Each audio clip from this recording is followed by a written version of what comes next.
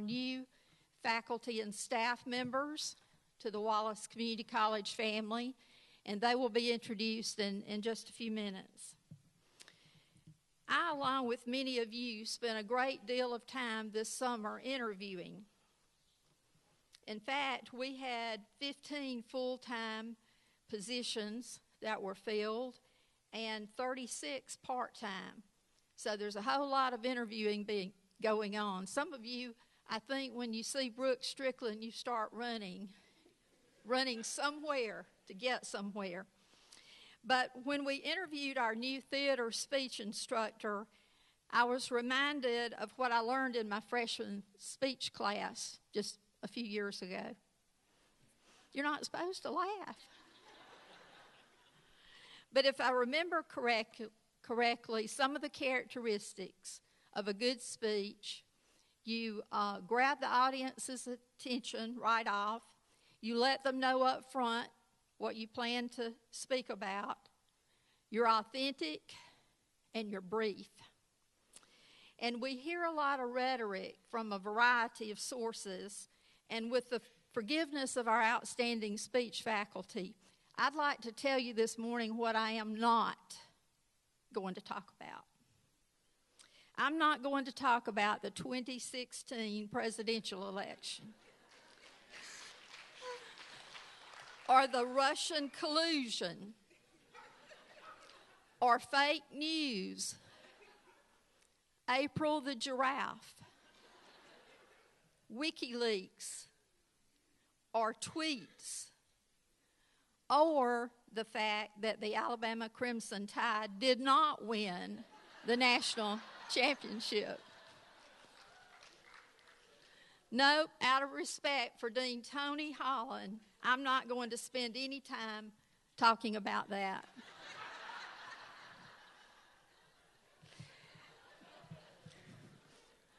I'm afraid he'll get up here after me, so I'm a little concerned. But seriously, what I am going to talk about is what a great year we have had at this institution and what we need to do to continue on that path of success. It has truly, truly been a great year. I can't remember a year with all the accomplishments and achievements that have been made this year. From our AACC Student Success Award, a Pinnacle Award, to celebrating 50 years of education on the Sparks campus and receiving a Community Partner Award from Eufaula City Schools, to opening our incredible new health science building, and then to winning the state championship in baseball and going to the JUCO World Series after 50 years of baseball. What a year. What a year. We've truly had a year to remember, and I want to thank you and congratulate you because you're the ones that made it happen. Your time, your effort, your energy, your passion, and your enthusiasm. As Vince Lombardi once said, quote, "It is time for us to stand and cheer for the doer, the achiever, the one who recognizes the challenge and does something about it," end quote. You are all doers, achievers, all who meet challenges, and you do something about it. So I'm standing up here this morning cheering you.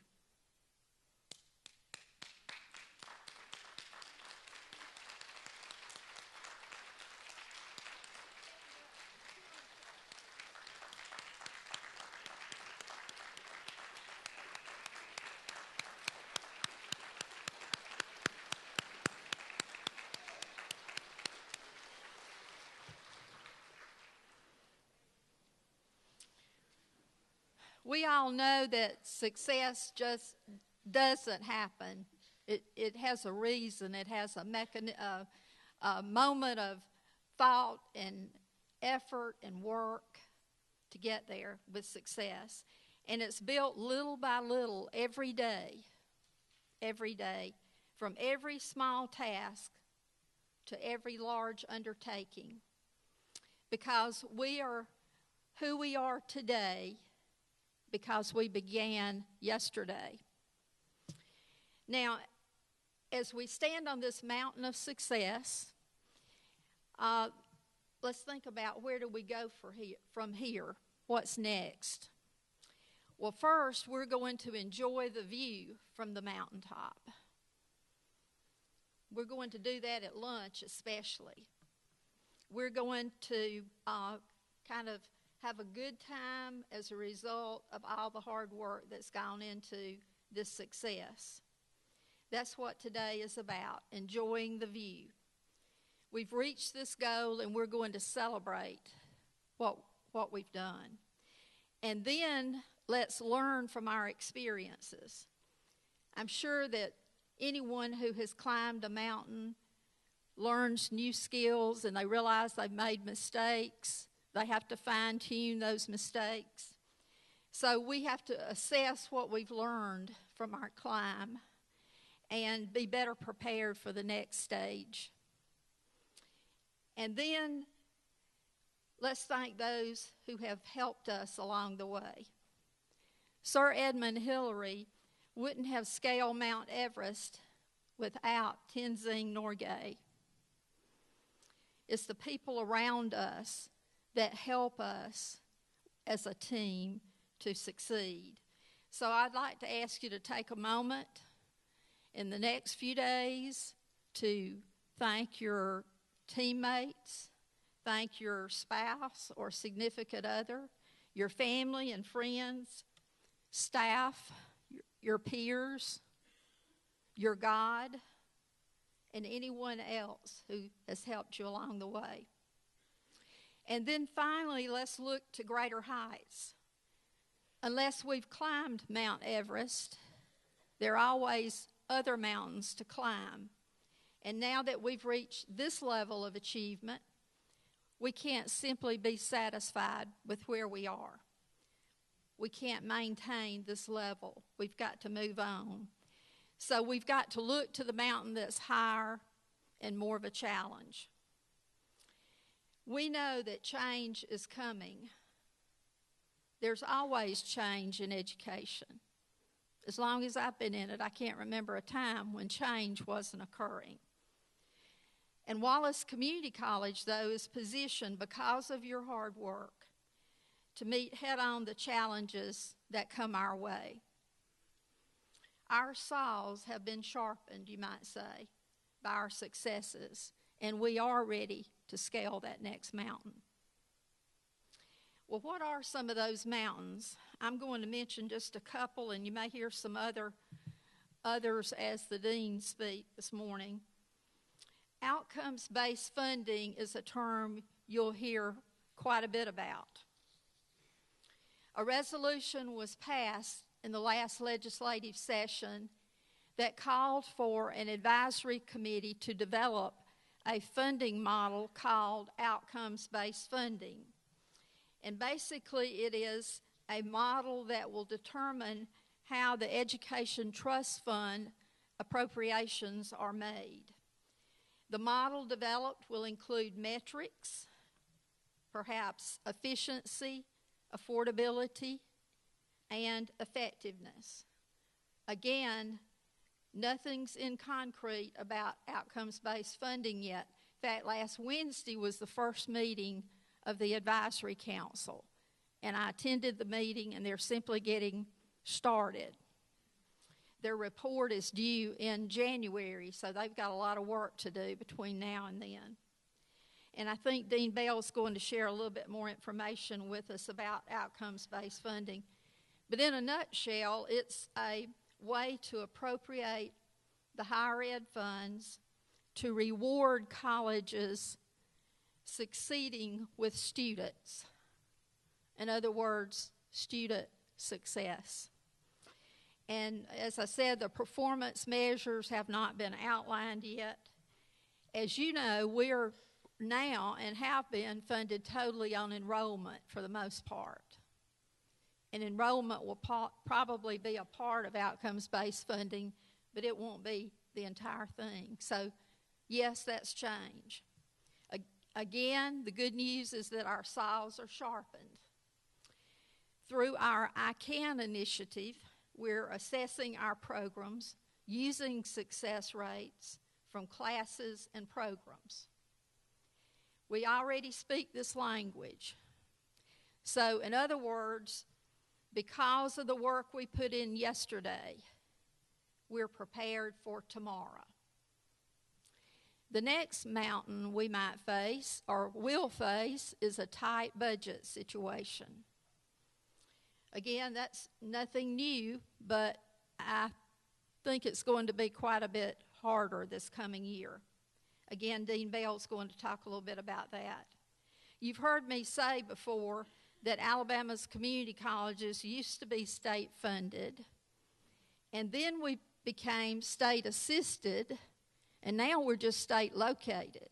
So, and that is a kind of a joke, but it's really be true. So this causes us to have to make tough budget decisions. And when those times come, the first area usually to be impacted is professional development travel.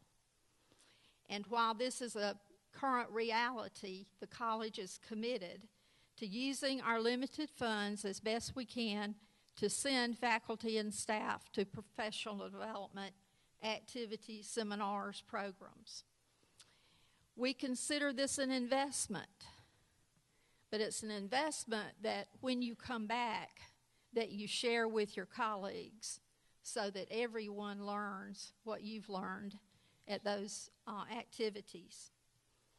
We also need to use, as we develop ourselves professionally, we need to use the resources that we have available to us here.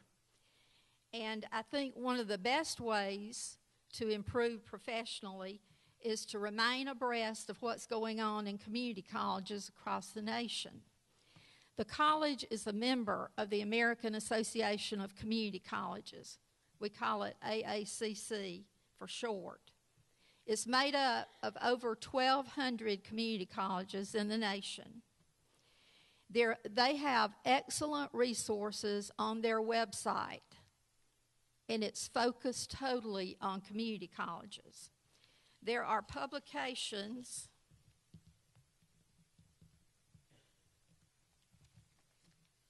The Community College Journal is on the website. Comes out every 2 months.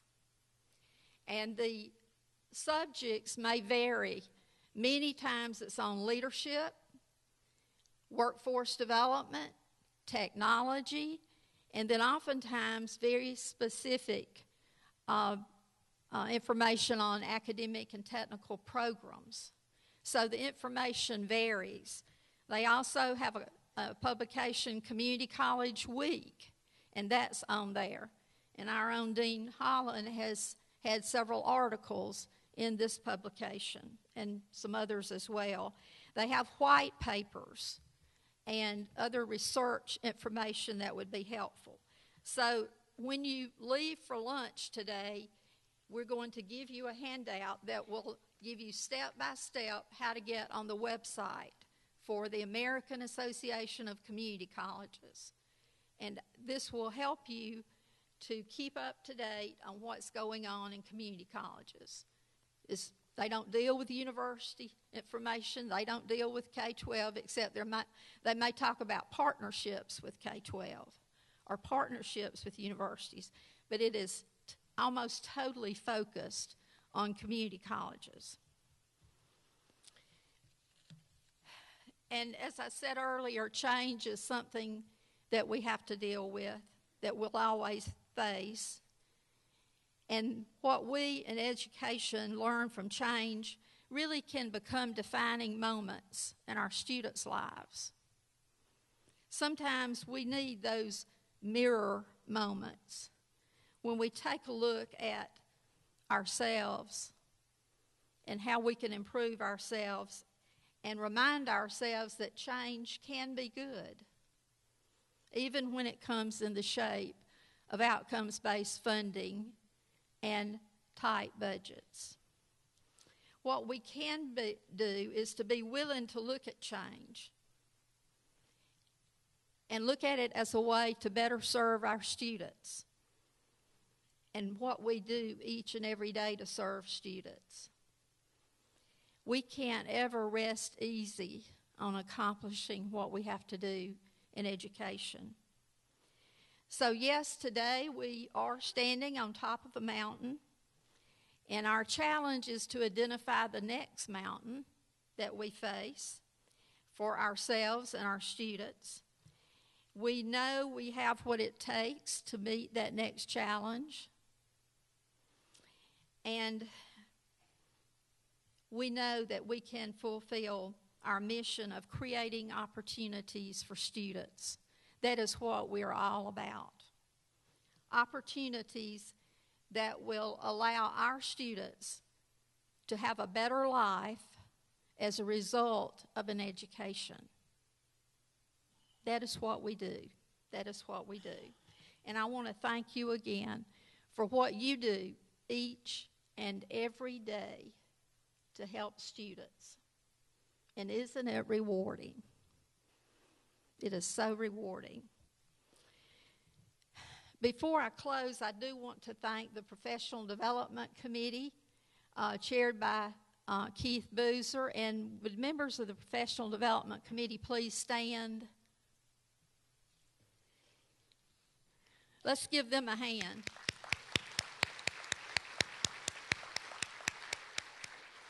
You know, if you look at the agenda, you might think, well, there's not much to this, just putting together these programs. Oh, yes, there is a lot to it.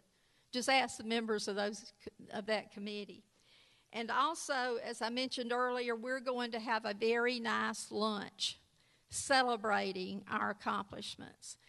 And I'd like to recognize Pam Bowman, who headed that up, along with members of the committee or people who helped her. Would you stand? If you had anything to do with the lunch we're going to enjoy today, stand and let's thank them.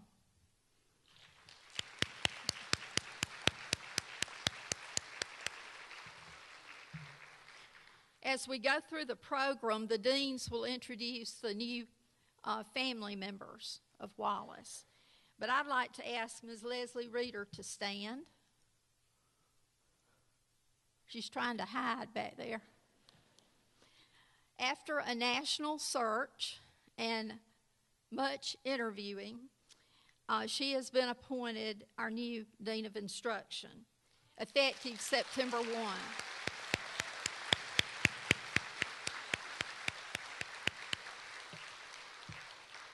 I appreciate all of you who served on that initial search committee and those of you who gave me input into what you thought a role of a dean should be or is, or anything that you think might be a part of his or her role. I appreciate that input. And you should have received an email, I think last Thursday, that announced Dean Reeder's new role.